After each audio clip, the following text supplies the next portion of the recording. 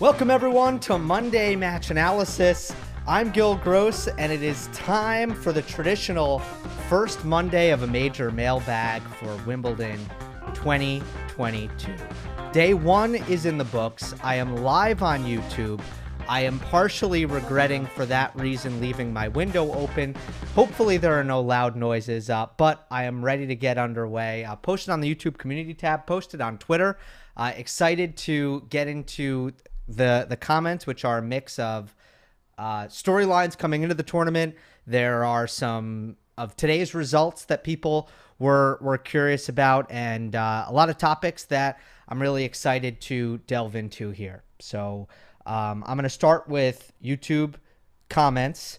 I'm going to go to Twitter about 20 minutes in, and then because I am live, I do want to answer some questions live, and if you want to leave questions in the chat, I probably won't see them or get to them in the middle of going through the other questions, but at the end. So save them for the end, and I will get some of your questions live. Let's begin. First one is from Jane. Hi, Gill. Thoughts on Hurkacz early exit? Serve wasn't as reliable as previous tournaments this year. Many of us expected him to make a deep run into the semis. Ruud's quarter now is looking very wide open, even more so than before. Any ideas who will come out of that quarter now? All right, so first let's talk about the Hurkacz match. Hurkacz loses to Alejandro Davidovich Fokina.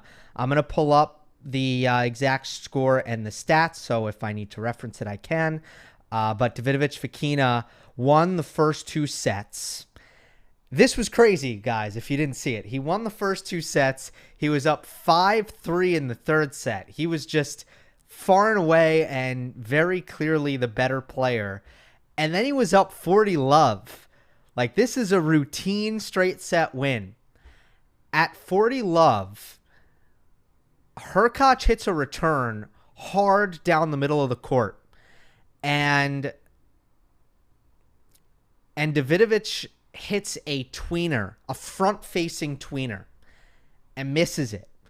It should have been a backhand. Now, I think what happened there, if you watch it carefully, is I think initially maybe he thought it could be a forehand, and then it couldn't, and then he jumped ship. He jumped ship and went to tweener.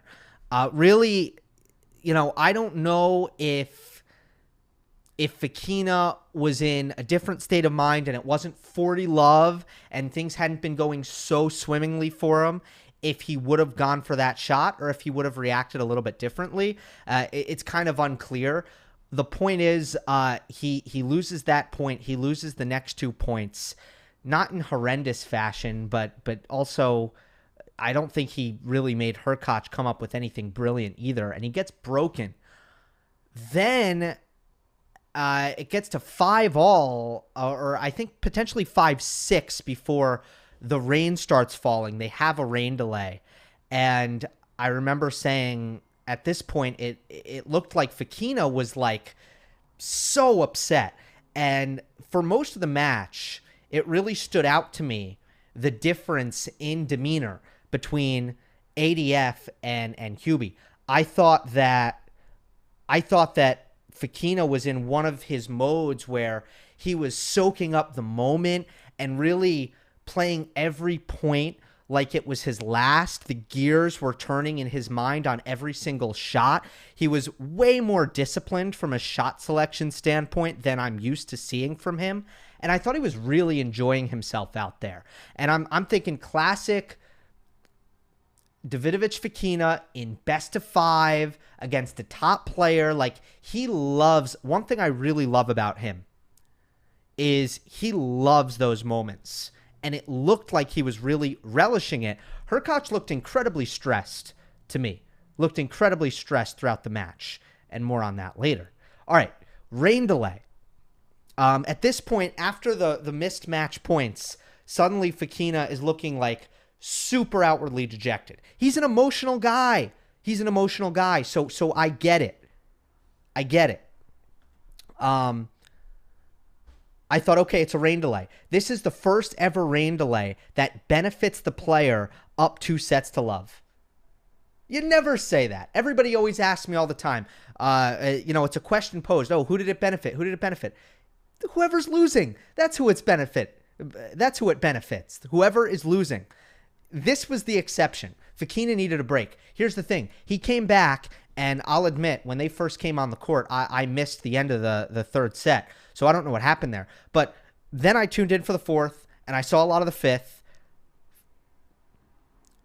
ADF wasn't over it. He still wasn't over the match points lost. Now, I think, here's my take on the tweener. He was likely going to lose that point.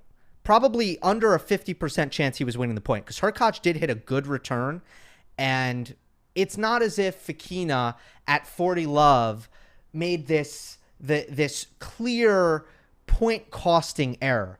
But I think the fact that he went for it in that spot psyched him out, and I think he started doing some self-loathing, which I think would have been natural, because you know what? He shouldn't have hit that shot. It shouldn't have been a front-facing tweener. And I don't think he forgave himself at any point, which is kind of unacceptable. I mean, you have a rain delay to regroup here. You're up 2 sets to love. Turn the page. Like, you need to have some short-term memory loss if you are Alejandro Davidovich Fokina. And he didn't. Again, young player, emotional player, needs to improve in some of those areas. And he ends up losing the third set, losing the fourth set, down 5-3 in the fifth. Hurkacz is serving out the match in the fifth set. And the point that does stand out to me is, first of all, Hurkacz double faults. And then at 30-all, Hurkacz serves and volleys and hits a good drop volley. I mean, Fokina with a spectacular dig, a spectacular run, a spectacular dig. He ends up winning the break point. So Hurkacz serves for the match. Suddenly, Hubie gets broken. It goes to a tie break. Hurkacz goes up in the tie break. This is, by the way, a tie break to 10. And from 6-3 up in the breaker, Hurkacz is up 6-3. He was not good. He got very, very tight. He missed 2 backhands in the midcourt inside the baseline. Real easy backhands to attack that Hurkacz missed, and his feet didn't move. They got stuck from the nerves. And Hurkacz double faulted. And then on match point, Hurkacz missed a first ball backhand, which was another really, regulation backhand, which is jarring because usually it's the forehand. In fact, the forehand was the problem in the first set and the second set. Hurkacz was not good from up 6-3 in the tiebreak. He also was up 7-4. So he was in a winning position, and Davidovich Fokina comes back to win the match. All right. That is my kind of brief summation of the match. It is a mailbag. I got to keep it short. And by the way, I don't have the ability to do, it is kind of day one split attention. So I don't want to get into that much tactically. I will say that Fokina does deserve some credit here for figuring out some things when it comes to taking pace off the ball, forcing Hurkacz to generate, staying incredibly solid and consistent in sets 1 and 2, and then in crunch time towards the end of the fifth, and making Hurkacz generate and trusting his legs and his athleticism. My main knock on Davidovich Fokina is that he misses too much, mostly because of his shot selection. And I thought for large portions of the match, he was much, much better. By the way, one more point on Hurkacz's collapse from a winning position in the tiebreak. 0 for 5 on first serves. 0 for 5. Yikes. He was not making first serves in the clutch. He was not making plays in the clutch to win rally. I mean, it was a bit of a choke from Hurkacz, you must say. Now, I still think, to turn it into a slight positive for Hubie before we look at the draw, I still think that he's having a better 2022 than 2021, even after this. I know that he made the semifinal at Wimbledon last year. I don't care. I think he's an improved I think this season is an improved season. He's showing much better consistency. I know I said that in the power rankings. I will say it again. I just want to say I stand by that. However, there are some issues at majors for Hurkacz. If you look at actually the larger body of work, the run to the semifinals at Wimbledon, like that was kind of it for Hurkacz. Other than that, he has really struggled in best of 5 relative to what he's done in the Masters 1000s tournaments. And I will just pull up the records here. Best of 5, Hurkacz is 16-20 in his career now. He's 43-25 at Masters. So that's like a 44% win percentage versus a 63% win percentage. Pretty significant.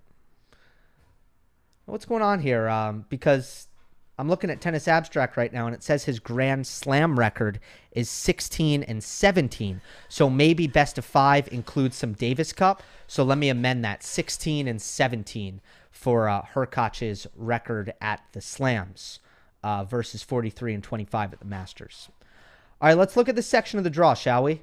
Because it is true that this is Ruud's section.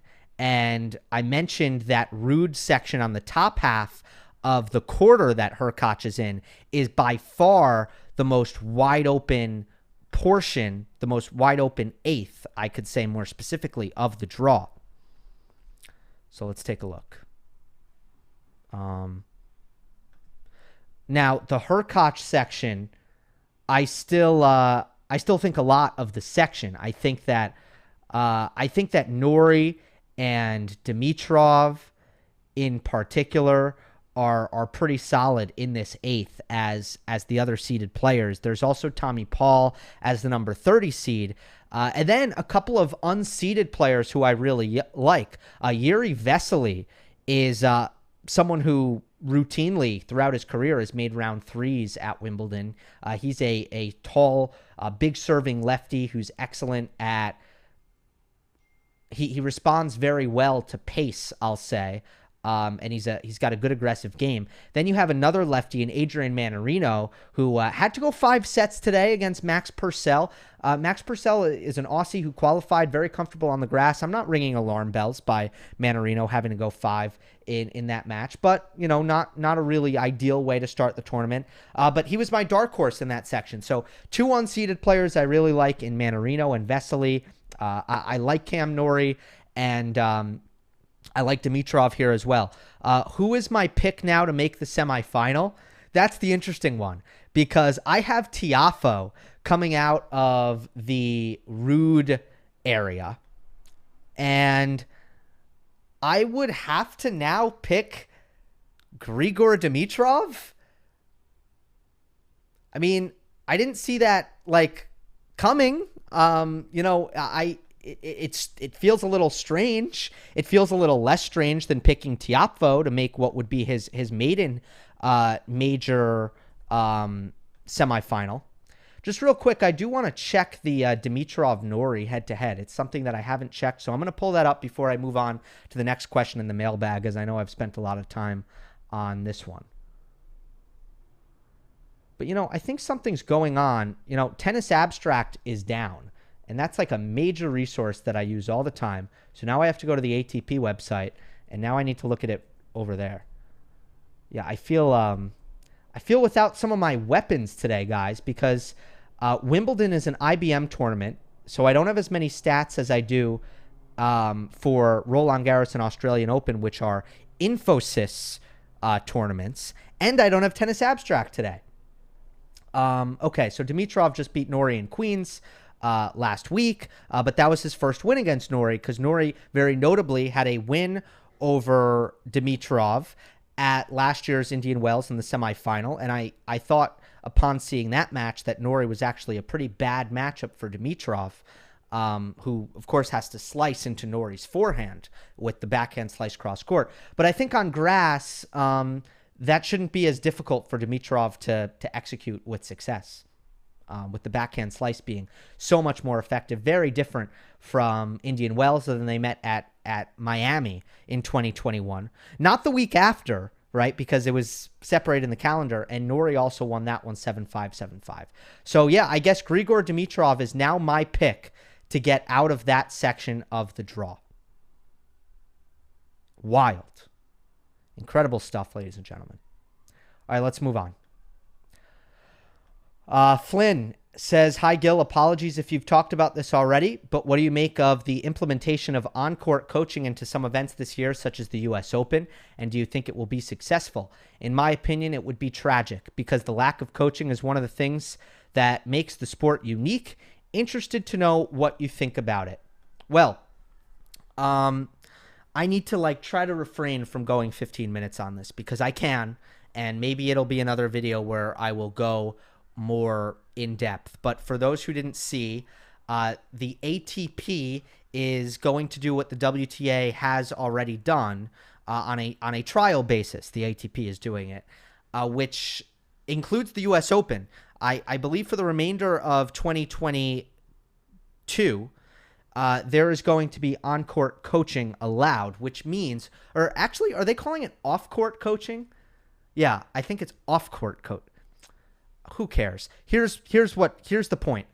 The coaches are allowed to speak with the players from the player box. So there's no WTA pre-pandemic where the coaches come onto the court during the changeover. There's none of that. But if the player is on the same side of the court as their coach, they can receive instruction, verbal instruction. Look, I don't like it. I recognize that there was an issue here. The rule was either not being enforced or it was being enforced in a unfair and disproportionate manner. It was affecting more players than others. And that's a problem. You don't like that. Now, I would argue that the rule wasn't entirely ineffective because surely the fact that it was against the rules to coach made it so that coaches would at least have to be shrewd about it. They would at least have to be sneaky. And that, I think, as a result, makes communication limited.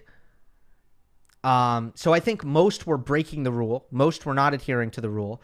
But I still think that the rule was just slowing down and dampening without a doubt, the amount of coaching that was going on. So in that sense, I thought it was effective. And I always use the analogy of a speed limit. Just because the speed limit is 55 and everybody's going 65 doesn't mean the speed limit shouldn't be there and isn't working. That's my analogy for that. I think the solution here could have been, in the stadium courts, move the coaches back. Put them in the 10th row.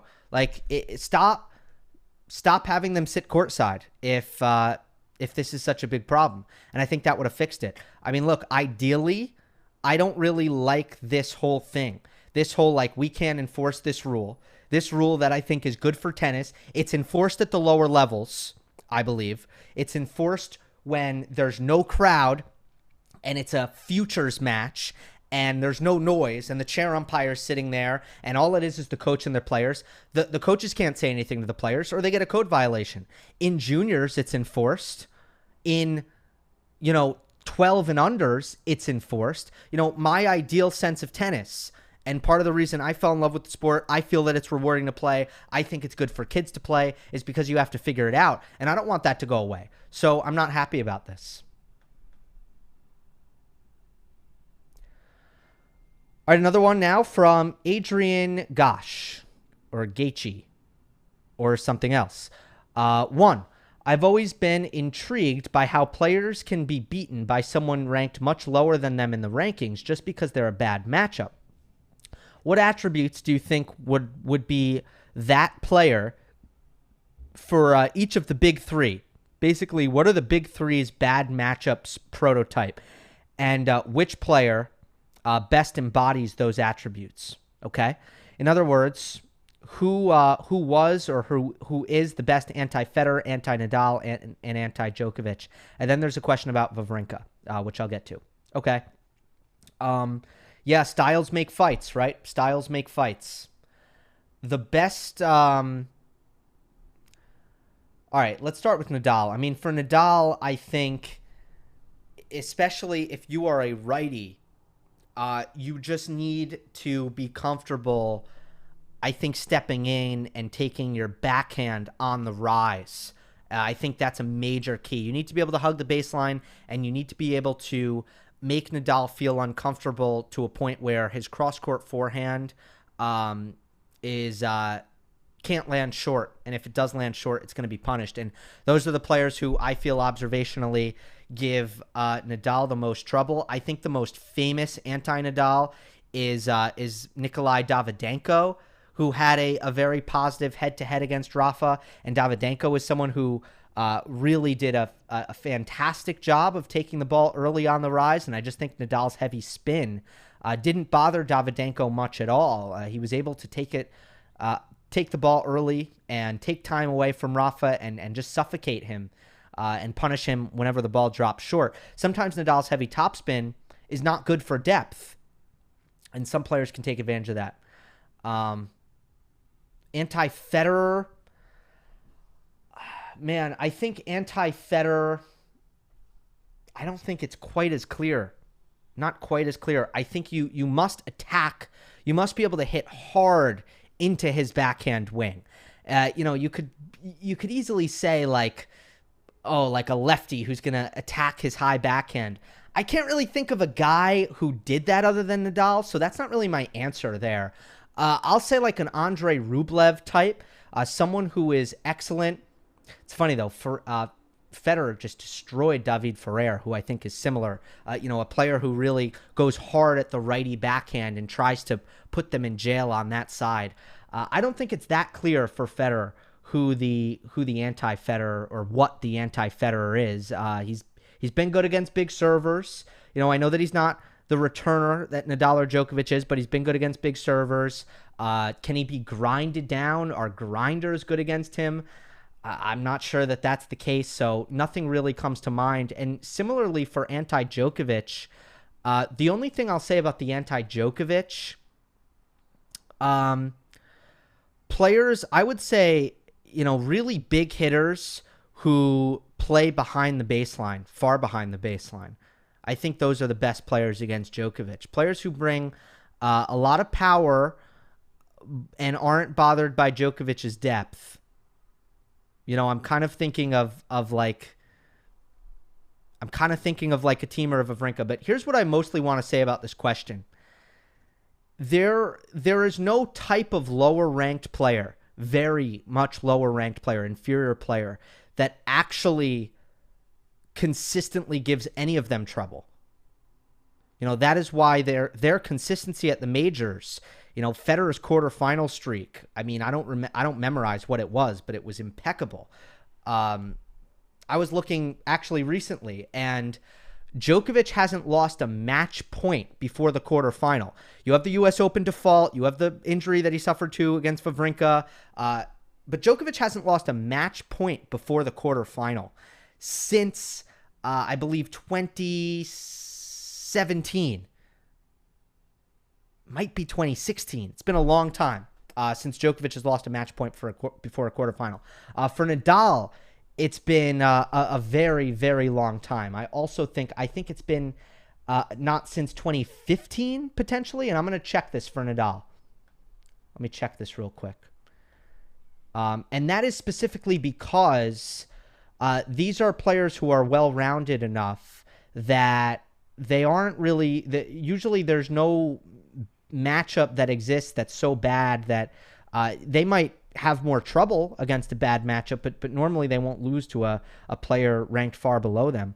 For Nadal, it hasn't been since Wimbledon round 4 in 2017. So that's the Mueller loss.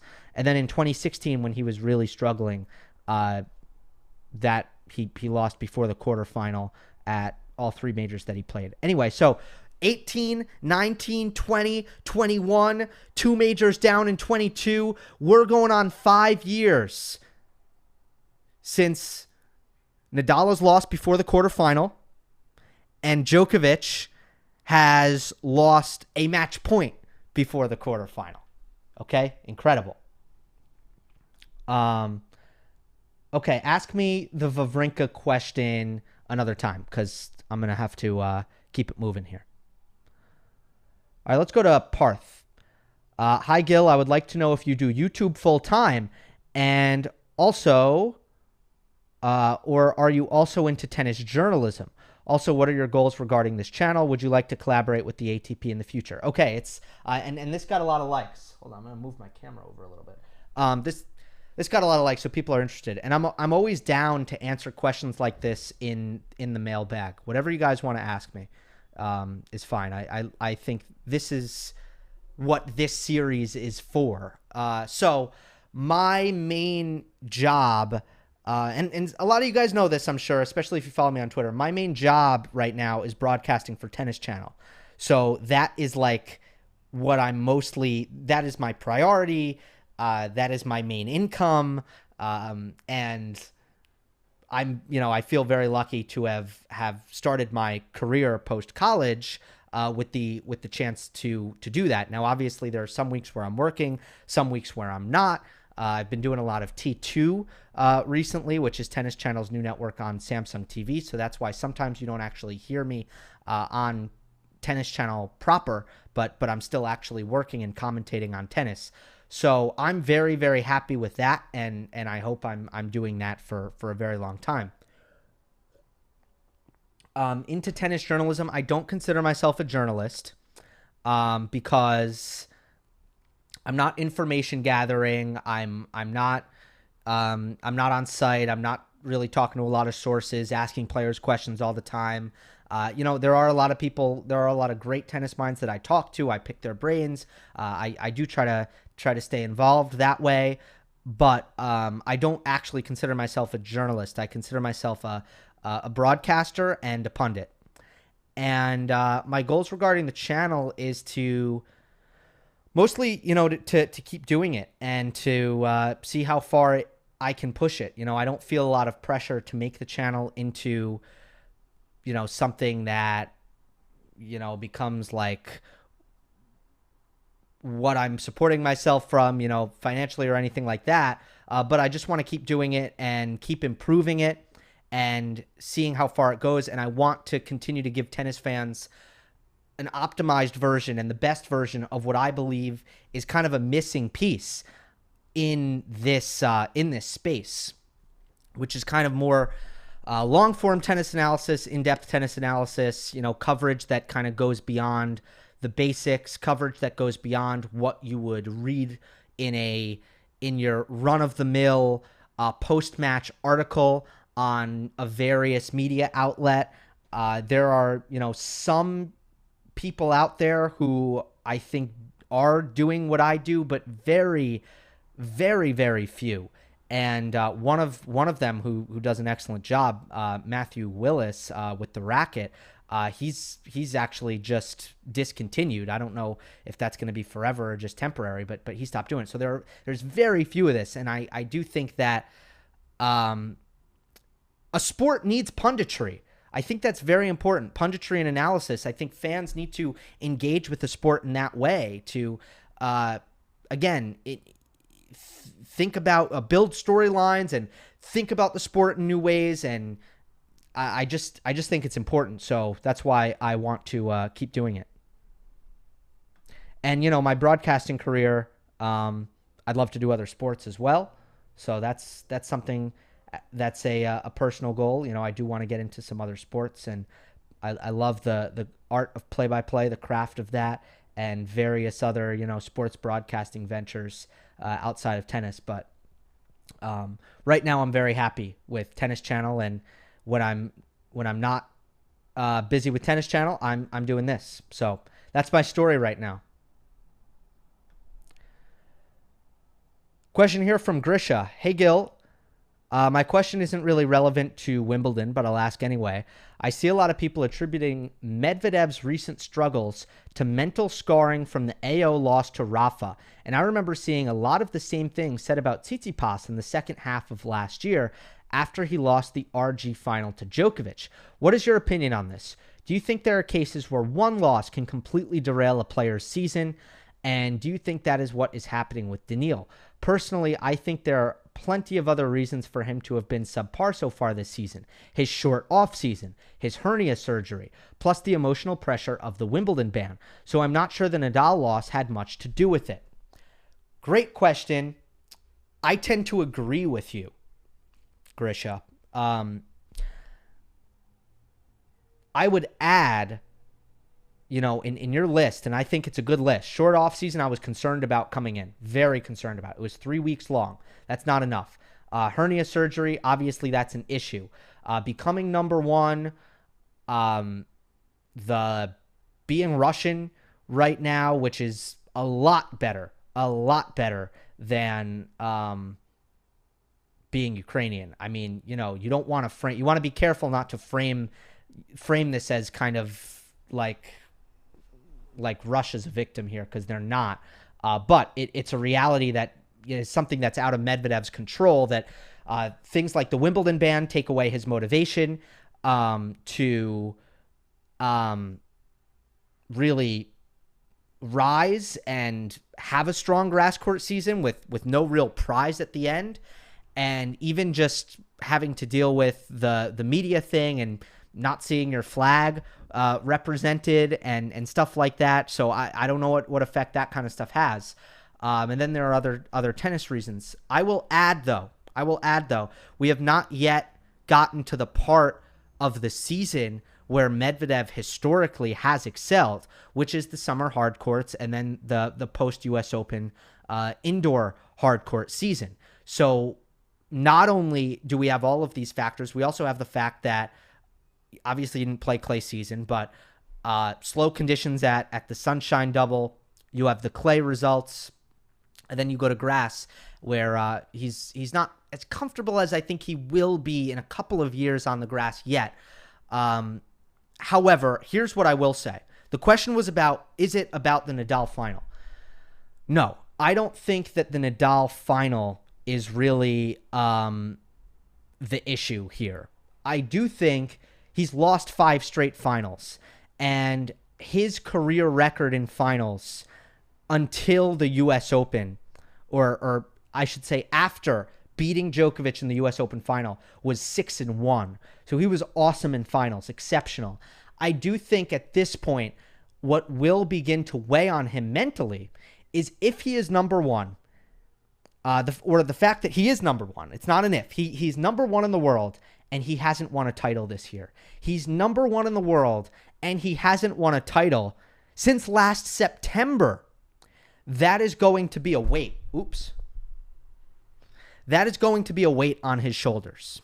Every time, next time he's in a final, that 0-5, that 5 final losing streak, that is going to be a demon to be reckoned with. There's no doubt about that. But the loss to Nadal, no. I understand he had a lead in that match, but look,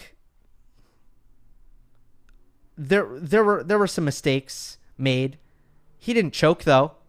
He just lost it. He lost from 2 sets to love up. That's it. He didn't blow it in a way that I think is so scarring. And no, I don't think he's still thinking about that. I don't think that's the reason. But he's got it would be big for him to win a final. That's for sure. I'm going to go to Twitter in a moment. Last one here from YouTube for now from Alex. Hi, Gill. Where do Andy Murray and Cam Norrie fall in your Wimbledon power rankings? So Murray, a healthy Murray should have been in there, probably in the next 4 out. And Norrie would probably be like 15, like just missing it. So those 2 guys would be just outside of the power rankings that you guys saw. And I probably should have had Murray in there, realistically, given, coming back and making the final of Stuttgart and the Wimbledon pedigree. He probably should have been in there. All right, let's go to Twitter. Hello, Gill. Bold prediction. Hurkacz isn't making the semis of Wimbledon. Was that before the match? Okay, obviously that happened. Kyrgios Berrettini round 4 is my expectation to be match of the tournament. Okay. That's from Sedan. Okay, I have nothing to add. Preston, not a question, but hooray, no more middle Sunday. Look, when you do this, like when you work in tennis, here's a dirty industry secret. Dirty industry secret. Everyone who works in tennis is usually, with rare exception, hoping for less tennis. So the middle Sunday was actually really nice for everyone working on the tournament. And when I say that, I mean that like people working in TV and journalists, they want quick matches usually, because as awesome as the job is, as great as the tennis is, as much as everybody loves it, it's still working. So, okay, here's what I'll say. The middle Sunday thing, most media won't be happy, but it's a good thing. It's a good thing for the fans. It makes perfect sense from an accessibility standpoint and in terms of TV and stuff. How could you go away on a Sunday when everybody is at home watching their television? How could you do that? That is like mind-blowingly shoot yourself in the foot kind of scheduling. And I know the reasons for it and the tradition behind it, and I respect all that, but middle Sunday, gone, 100% a good thing. Hi, Gill. Thoughts on Cam Norrie in this year's Wimbledon? Can he finally break the third-round curse and get into the fourth-round stage? Looking at Casper Ruud's recent big Grand Slam breakthrough, it's definitely not out of the question for Cam to have a successful run. Taylor Fritz in Australia, Ruud at Roland Garros, Norrie at Wimbledon. Three guys who kind of had that third round barrier, and they were too good as players to have that. And Norrie is totally that next guy, 100% that next guy.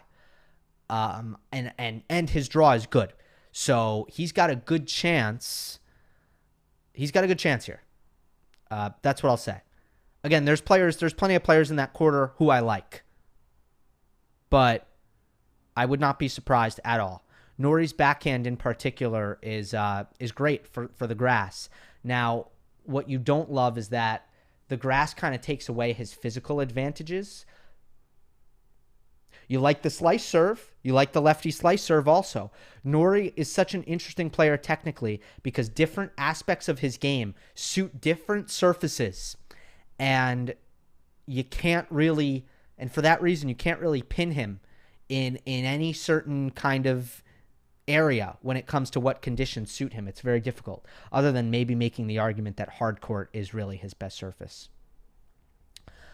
This question from Vanch. Thoughts on Tsitsipas and the things in his game you've seen improvement in as he goes into Wimbledon. The most ready he's ever been, having won a title, seems to be embracing the challenge. Definitely seems to be embracing the challenge. I think he's saying all the right things. I think he's determined to do well at Wimbledon. He wants to be great on grass. You know, he says like it's his favorite surface. And like, here's what you got to understand about Steph as a personality. He says his backhand down the line is his favorite shot also. You know, he loves the aesthetics. He's kind of into how things look and his style and his, right? And like, I think that's why he loves grass. It's his favorite because I think it makes him feel good and feel cool or whatever. But it's not his best. That much has been very, very clear. What do I make of the Mallorca title run? At the end of the day, I'm just not very, I don't know how much we learned here, and I'm not very surprised. Now, it's great that he won the title. It's objectively a positive thing. It should give him confidence.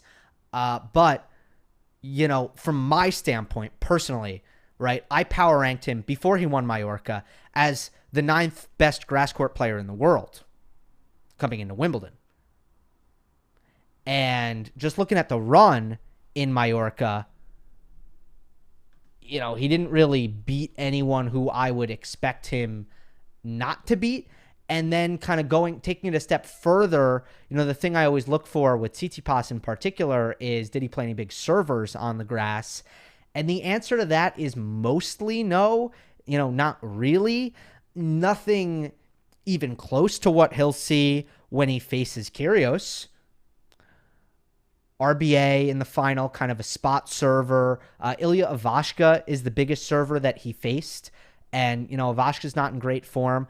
I did see one thing that I will say. That I did like from Tsitsipas in the RBA match, which is that I saw him going to this kind of topspin block return. Really shortening it up and not really swinging through. But instead of coming down on the block like a chip, actually just slightly coming over it a little bit. And I really liked that return, and I thought it made a lot of sense because, we know that he's not a natural slice backhand, so it goes to show that, or it would make sense that he wouldn't really be a natural chip return either. So that was a return that caught my eye, and I liked it. Ultimately, here's what needs to be Tsitsipas's mindset, though, as we hit the grass. Look, I don't think... You asked me for improvements. Here's what I don't think has improved. I don't think the backhand defense has improved on grass. I don't think the backhand slice has improved. I don't really think the return has improved much, although I am leaving the door open for me to potentially be wrong about that. I could be wrong about that. Those things I don't think have improved. But he needs to focus on holding serve. I have a great serve. If I'm Tsitsipas, I have a great serve. I have an exceptional forehand that I do think he's flattening it out a little bit more on grass. Flattened out a bit in Mallorca, and I thought it looked great, the forehand. And I have an amazing transition game. All of these things can come into play on a very, very high percentage of points on my own serve, especially when I'm making firsts. So Tsitsipas needs to focus on that, find confidence in that. And there's going to be a lot of tight moments and close matches if he's able to hold serve. And he's been excellent at scrapping through kind of subpar performances and turning them into wins. Now, it feels like he's had to do that like all year, and it's probably getting a little bit tiresome for him to have to continually do that. But it's certainly better than losing. It's way better than losing. Bautista Agut, that got pretty complicated. Up a set and a break. Ended up losing the second set 6-3. Then served for the match, got broken, played a great tiebreak, and beat RBA in a third set tiebreak.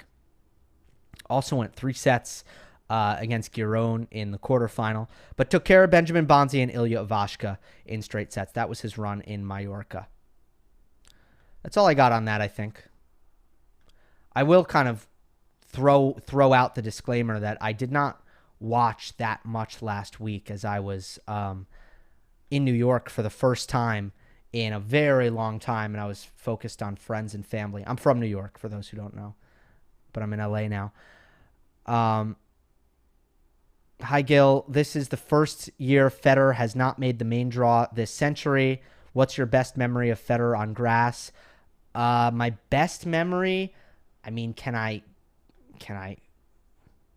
best memory, does that mean it's a good memory for him? My best memory of Federer on grass is the 2008 Wimbledon final.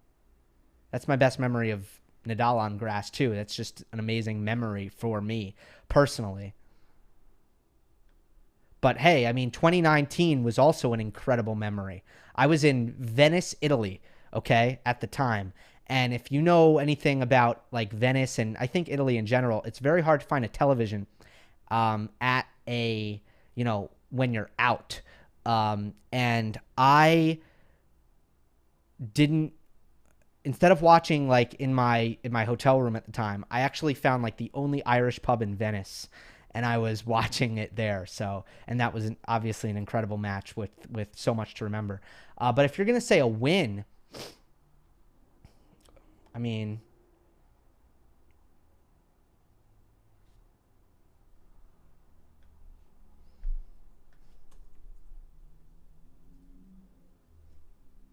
that's a tough one, kind of.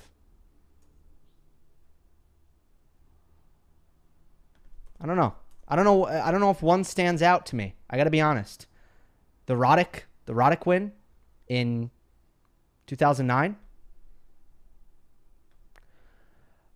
Hi, Gil. What are your predictions for Rafa this year? I'm going to skip that one. In-depth explanation as to why Murray's game works so well on grass. I think I touched on that in the preview, but, a lot of it is how he serves. He's a slice serve, including his second serve, and that just stays low, and it's more difficult to attack on grass. He also gets a lot out of the harder first serve on grass that he can bring to the table. His backhand is very flat and very precise. So on clay, it doesn't quite have the heaviness to be a great offensive weapon, but on grass that changes, and it is a good offensive weapon. I also think his backhand slice is excellent, very underrated. And lastly, he's a fantastic returner. He does a tremendous job against the biggest serves in the world of getting many back in play. He's able to keep the returns low and difficult to attack, very similar to Federer at his best as a returner on grass in the way that he does that stylistically. So that's my short answer. Nadal, all 4 slams. I answered that last time. Higher ceiling between Brooksby and Rune. Rune is so much more textbook when it comes to all of his technique and the way he goes about things. So I'll say Rune, where Brooksby's more of a I'm kind of losing the word that I'm looking for here. I'll just go with question mark wild card, but it's more of it's very intriguing. I don't know how good Brooksby's going to get. He's really struggling right now, but I am a believer in things that he was doing when he was winning. I think it was incredibly legitimate how difficult he was to beat at that time. So I'm a believer in Jenson Brooksby, but definitely Rune is my answer to that question, no doubt.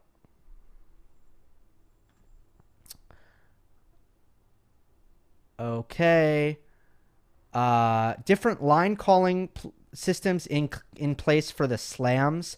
On Tool here says, as something so basic and critical in the sport, shouldn't they be consistent throughout? Well, it's difficult to be consistent throughout because Hawkeye is not approved on clay for a competition. So already you have that inconsistency. Australian Open, U.S. Open, and Wimbledon, they can get on the same page, and I hope they do, but right now we're kind of in a transitionary point in this whole thing, and part of that is pandemic-related when they were trying to take personnel off the court at the U.S. Open especially, and that is the first time we saw live ELC, and the sport needs to figure out. I do think that the bodies need to figure out how they want to move forward here. And yeah, it's tough. I don't have a really strong opinion on what it should be, to be honest.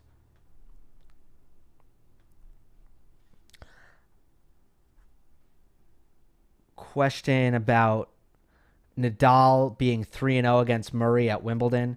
Look, I mean, all I'll say is, that's an impressive stat for Rafa, but he's a better player than Andy in general, especially at majors. So it's not a full out stunner, and Andy has struggled against Rafa in general. So Jack Draper, I like Jack Draper. He can do a lot. He's got a big game, an offensive game. His mobility is getting better. It's still not really there yet. The backhand, it needs to be a good backhand day. I've seen that shot be excellent, and I've seen that shot be really bad. But ultimately, the kind of big lefty serve +1 kind of guy who can definitely do some damage. And if you're asking me, how do you think he'll match up against Berrettini? Pretty well. I think he should match up pretty well as someone who can attack that righty backhand with his lefty forehand, someone who can potentially force a lot of tie breaks against Matteo, and then it might come down to who's the more clutch player.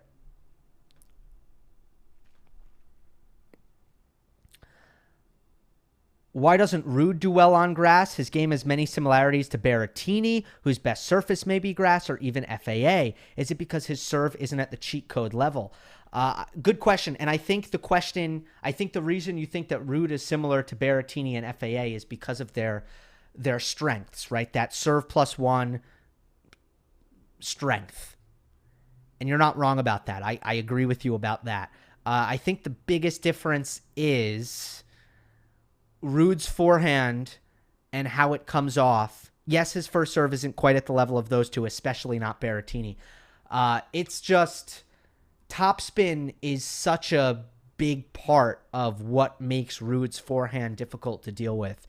And that heavy topspin forehand, it just, the grass doesn't help it. The grass doesn't take to topspin like Ruud needs it to. And the thing is with Ruud is he does not have another way of hitting his forehand, really. He just doesn't hit it flat. Where FAA, even though there's a lot of topspin on FAA's forehand, he hits it on a line, okay? It's a laser. He hits it very straight. Ruud hits with shape. Ruud hits with arc. It's a different level of topspin. There's less pace on it. And Berrettini's the same thing. Berrettini gets plenty of RPM on his forehand, but it's combined with big-time MPH. Lots of speed. So, yeah, those are the main things. But also, by the way, FAA is a better returner than Ruud on a fast court. A much better returner. That's a big deal on a grass court. Oops.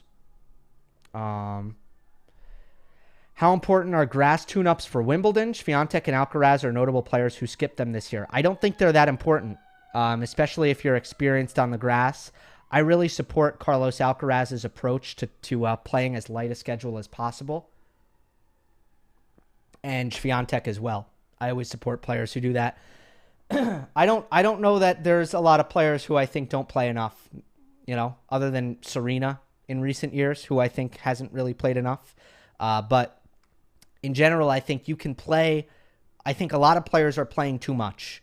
I think very few players are not playing enough.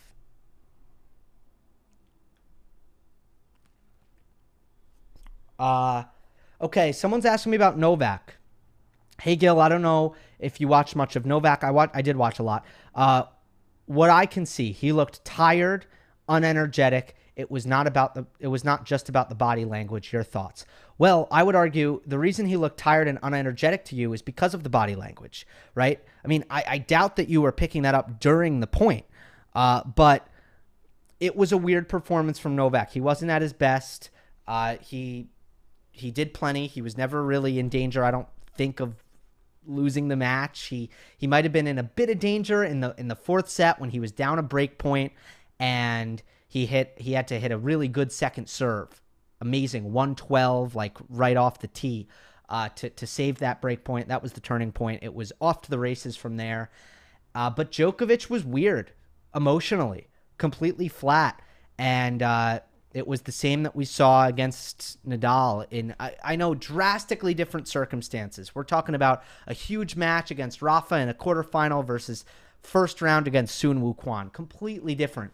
But all the things that Goran Ivanisevic was saying about, Novak and his body language and his energy being flat, all of those things were the same today. He just couldn't get himself fired up at all, Djokovic. So, yeah, the tennis wasn't at 100%. I don't think that's a big deal. First match back on grass. He wasn't perfect against Jack Draper last year either. And it's all gravy with that, but I don't understand. I don't have a conclusion, okay? I don't know what this means, but I find it weird how sedated and lethargic and despondent Novak has looked at times. I'll just keep it to this match, the first round match. He didn't seem to be enjoying himself too much. I don't know.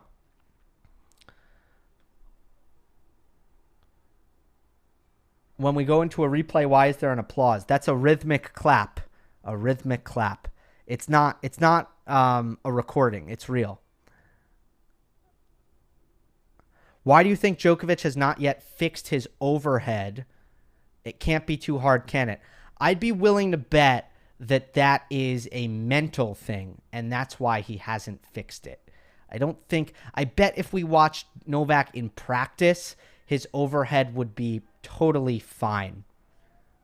because, yeah, I don't think he has any bad habits on it, technique-wise. His bad habit is that he decelerates.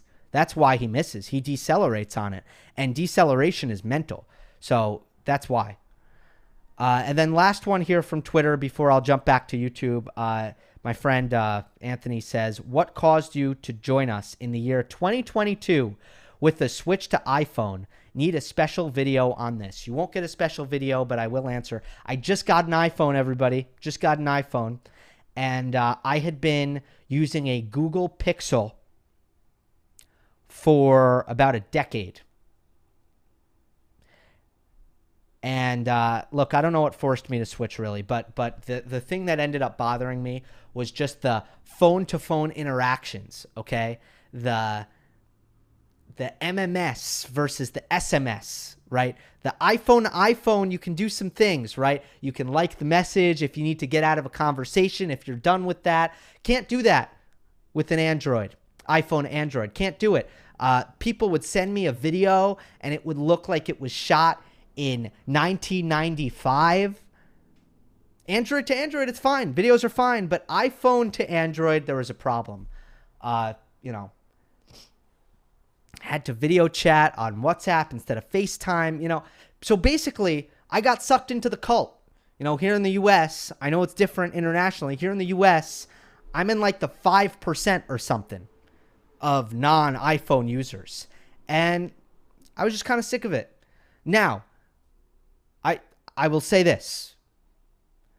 Do I think there is any reason why I had to pay $200 extra for an iPhone? Do I think there is any reason why I will pay a premium anytime I lose my charger or something random like that? Any reason? Technologically, battery life, camera, processor, all that stuff. Versus a Pixel? No, I don't. No, I don't. No reason for it. No reason for it. It is Apple charging for the brand. But they win. They win again. They got me. They got me.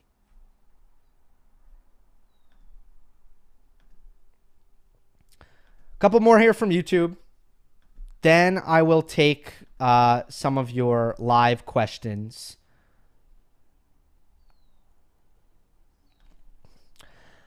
Calculating Dork, who is a member. Thank you for being a member. Whenever Wimbledon starts, I ask myself if we will see a legit serve volleyer going deep this year. Yes, not many of today's players deploy that style. Thank God for Cressy. But I still think the grass surface, regardless of how it got slower, is a great chance for implementing this style frequently in the match, even for baseliners with a good net game. So what do you think are the chances of seeing more legit serve volley tennis in late stages Wimbledon in the next 10 years? I actually think we're going to see it. I don't think we're going to start to see regular serve volleyers, but I think we're going to start to see a very strong understanding that that it needs to be part of your repertoire.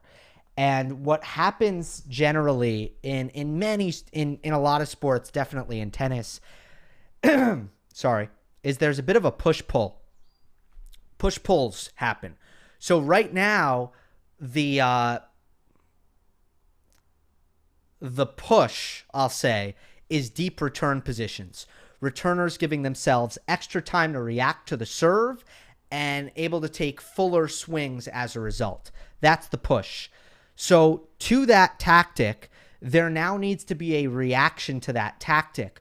Undoubtedly, serve and volley is the most natural reaction to that, and that is why we saw Djokovic in the final of Bercy against Medvedev go to it over and over again with such great success. That is the primary example, I think, in terms of as far as individual matches are concerned. But I do think we're seeing it more and more in these matches. There was even a match where Alex de Minaur was moving back against Rublev, and I saw Rublev going to serve and volley. Rublev. So I think everybody's starting to understand that it needs to be a part of the game. This one from JG. Gill, do you find questions in press conferences getting more political in recent years? It seems like some of the press have an ultra woke agenda.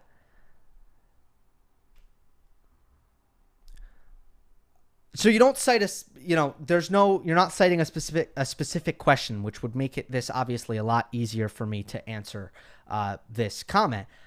But I don't think that any reporters at press conferences are asking questions about politics that is not directly affecting or relating to tennis. I have not seen that. So the day that we get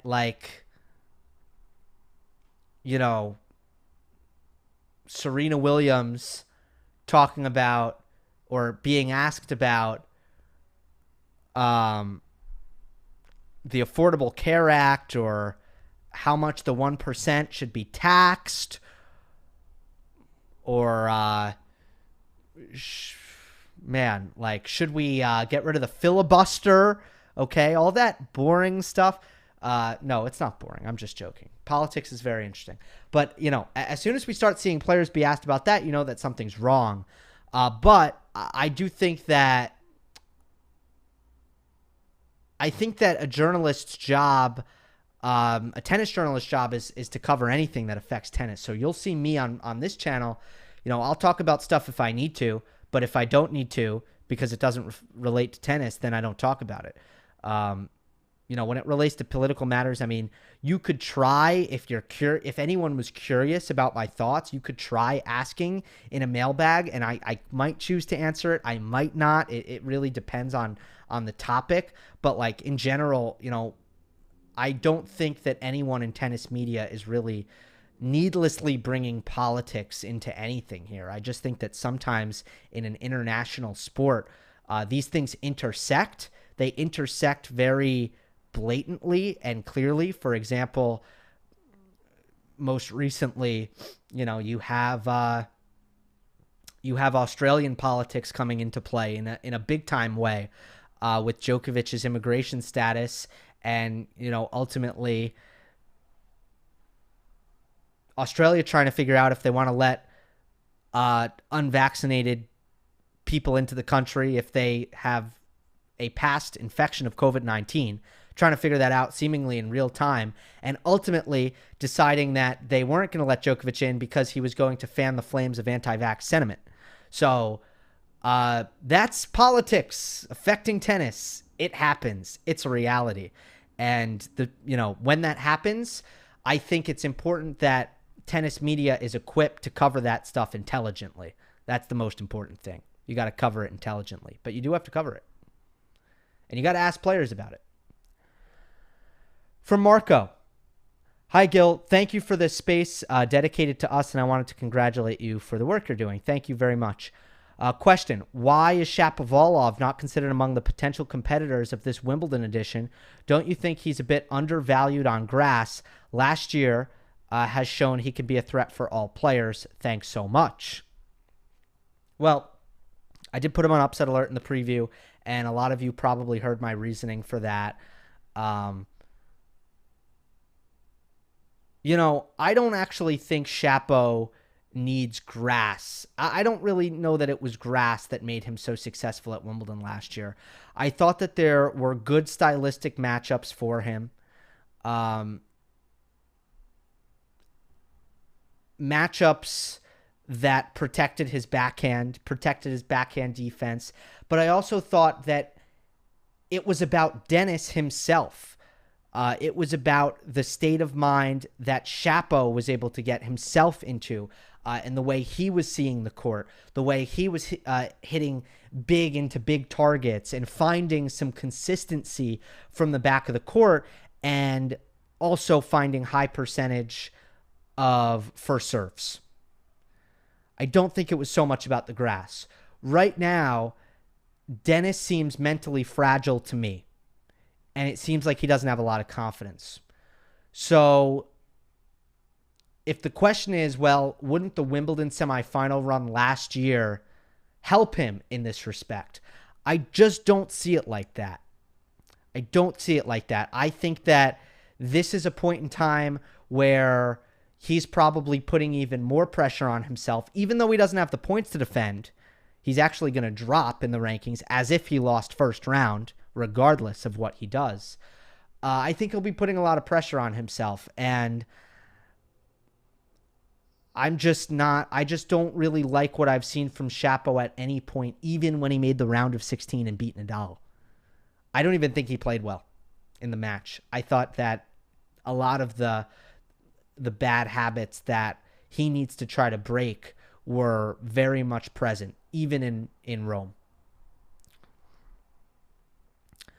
From Get Paul, hi Gill, if you could interview a tennis player on your show, what would you ask them? What would you be able to learn outside of what you see watching them play? And also, what would your top 10 be post Roland Garros, basically an updated clay power rankings? I'll answer the last one first. I don't know how much would change other than Ruud was way too low. I think that was probably the biggest mistake of the power rankings was that Ruud was too low. So that would be what I would change. It depends on the player what I would ask them.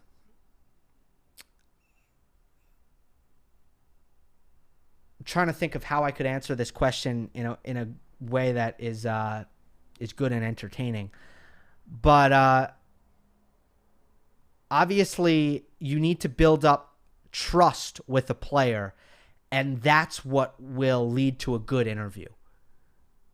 A player needs to trust you and feel comfortable, and then they'll tell you stuff. But unless that happens, this is what's so hard. This is what's so valuable about someone like Ariel Helwani in the sport of MMA.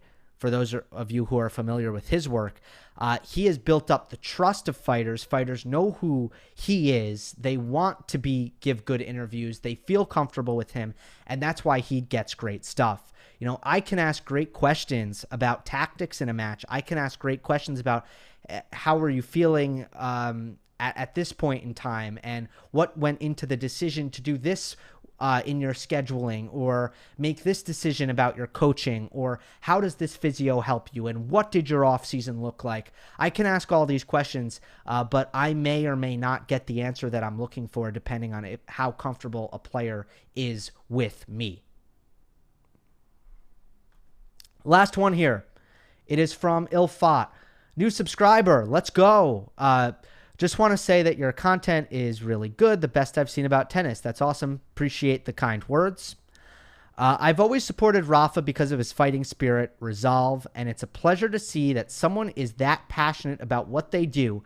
But from next generation, I can't really find anyone with the same attributes, so I'm not really sure how I can continue watching tennis after Rafa's retirement. Or maybe I'm missing someone. Who do you think possesses the same character traits as Rafa does?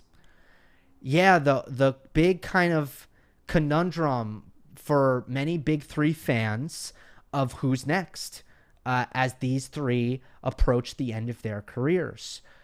I will say this. It sounds like the biggest thing that draws you to Rafa is how he goes about his business. You mentioned his passion for what they do. You mentioned his fighting spirit, his resolve. Look, everybody tries to take that from Rafa Nadal. I think most players, they look to implement that. They want to be that. Very few can. I'm not going to tell you who to root for, but Carlos Alcaraz does a darn good job of taking Rafa's on-court, especially young Rafa, taking what Rafa has done on-court and professionally going, how to manage a tennis match and how to behave on a tennis court and how to treat the sport. Alcaraz has really, I think, done a good job of modeling himself after Rafa in that aspect. And I don't know. I would be curious to know, what do you think of Carlos Alcaraz? Now, if you're a Djokovic fan, if you're a Federer fan, there might be other things that draw you to Alcaraz, but not that part of it, right? Where I think that there are other players who might resemble Novak or Roger a little bit more. But I'll end on this. Answering this question, gonna be hard. If that's the mentality, if the mentality is to find someone the same as Rafa, find someone the same as Novak, the same as Fed, well, that's gonna be impossible. But even if you're trying to find someone similar, that might not be the best way of going about finding a new player to root for. And it probably has to happen naturally. There's no kind of way to go about it other than seeing what clicks. I'd say that's it. All right. I want to take a short bit of time to go to the live chat. I do see that Racket Talk here gave me a super chat, so I want to go to that first, and I will continue to scroll to see if anybody was kind enough to leave a donation. But if you have questions, do type them here. Hi, Gil. Do you think Djokovic might fall victim to Nadal here, similar to Fed in 2008, because of too much clay court losses? Oh, I see what you're saying. You're saying mentally, will it affect Djokovic that he lost? Okay, so obviously in 2008, Nadal destroyed Federer at Roland Garros. I think to an extent that affected the subsequent Wimbledon final. I don't know. I think Djokovic has experienced, as funny as this sounds, he's experienced enough losses to Nadal on clay that it probably won't have an enormous effect if they do meet on grass. I think Novak should be able to kind of turn the page and be confident that he'll get him back at Wimbledon. Now,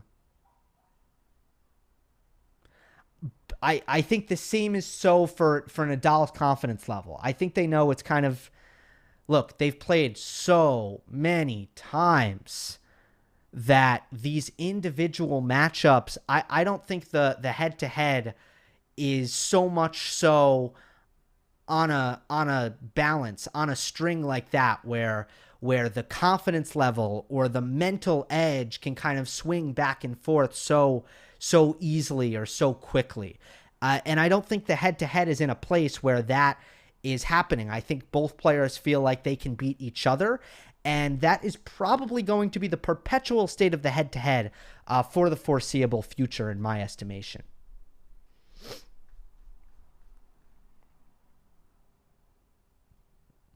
I did go to Twitter questions. LSB. Is that Laura? I'm not sure if that's you. Hi, Gil. This is from Get Paul. Following up on the clay top 10, would FAA be ranked higher than Casper based on the performance against Rafa? That's an interesting question. No, I don't think so. I don't think there's enough results there to warrant that. Just Casper. I mean, Casper's been in the semis of Monte Carlo, the semis of Madrid, the semis of Rome. FAA would need to kind of build up that resume, I think, in order for just the Rafa match warranting that switch. Oh, you know what? This is a great question, and I'm really glad people are commenting about this now. Your thoughts on Alcaraz today? This is from Adarsh and Steph. Let's talk about this, and then let's call it a wrap after this. Unless there's a super chat. That's too tempting. I have to answer if you donate. Let's talk about this. So, okay, Alcaraz wins in 5 sets against Jan-Lennard Struff. Drops the first set, drops the third set, comes back from down 2-1, 2 sets to 1, wins the fourth in a tiebreak, wins the fifth 6-4. General thoughts here. I have a lot of trouble being negative, taking away any negatives from this match for Alcaraz. You might say, Gilly almost lost. This was tight. This was close. Yes, it was. Indeed, he almost lost. But the reason I didn't have this circled as an exceptionally dangerous opening round match is because of Jan-Lennard Struff's form. 2-10 coming into this match on the season. I think 2-12 if you include qualies and challengers and all that stuff. But basically no form whatsoever. No reason, and I just didn't know what was going on. But I've seen Struff at his worst, and it can be bad. So for that reason, I thought that Alcaraz was in good shape here. But what did we get? We got 2020 Jan-Lennard Struff. 2020 Jan-Lennard Struff, who picks up and elevates his game at majors, who plays a really ruthless attacking style, and someone who cracked the top 30 in 2020. And the clutch serving was impeccable by Struff. Now, did I think Alcaraz was just struggling, I think, on some of the on return at the same time? Yes. But ultimately, the main frustration for Alcaraz in this match was he wasn't able to make clutch returns. And he was like 1 for 13 on break points through 4 sets. And Struff, very uniquely, wasn't just able to earn major advantages on serve under pressure over and over and over again on his first serve, but he was able to do it on his second serve as well. And I thought that was the thing that was troubling Alcaraz so much more than anything. But Struff made it a classic grass court match. No rhythm, all-out aggression, even on the return, lots of net rushing, short points, boom, boom, bang, bang. And that's tough. For Carlos Alcaraz, playing his first match on grass court of the season, the third match on grass of his career, and now you have a Jan-Lennard Struff rolling back the clock like it's 2020, playing bang-bang tennis on grass. That's danger. So the fact that Alcaraz almost lost, you want me to get negative about that? Can't do it. To me, it's entirely understandable that this went 5. The only reason I didn't see this coming is because I didn't see that level coming from Struff. I didn't think he had that in him, but he did. The main takeaway for Alcaraz, though, technically speaking, is that he really ramped up the serve. Did a great job on serve. Ended up ditching the kick serve, which he used as a primary first serve over the course of the clay court season, and it was effective, in favor of the flat serve, and hit a career-high 30 aces, beat his previous high of 12. Now, granted, not a lot of 5-set matches on fast surfaces, but still, almost tripled his previous career high. Averaged 120 miles per hour on first serve. And here's the key. Here's what's most important, because I've said it time and time again. I know Alcaraz can hit big first serves. I know that. 66% in play. That was my question mark. That is what I was unsure about. Can you hit the flat serve and make a decent percentage and hit your spots? And I thought Alcaraz was much improved here. There were some misses that were like alarming, like because they weren't close. But other than that, I thought that he really met the challenge from a serving standpoint. And it's clear that him and Juan Carlos Ferrero have been on the practice courts hitting flat serves and trying to adjust to the surface in that manner. So I thought it was a great win for Alcaraz. Those are my thoughts on that match. And with that, I'm going to wrap it up. I believe tomorrow I am going to cover the Serena match, post-match video on Serena's return. I just think that's a big deal. It's against Harmony Tan, and it'll be intriguing to see how Serena looks. That, I think, will be my post-match video. I want to go daily as I possibly can. We'll see how I'll do with post-match breakdowns. I'll also be doing some preview stuff with Action Network, so I'll share that on the community tab. So looking forward to a great fortnight. It was quite an eventful day one, and I've gone over an hour here on this mailbag. Thank you, everybody, for joining me live on YouTube. And if you're watching on replay, appreciate you watching. Appreciate you guys as well. Hope you enjoyed. Don't forget to subscribe. I'll see you next time.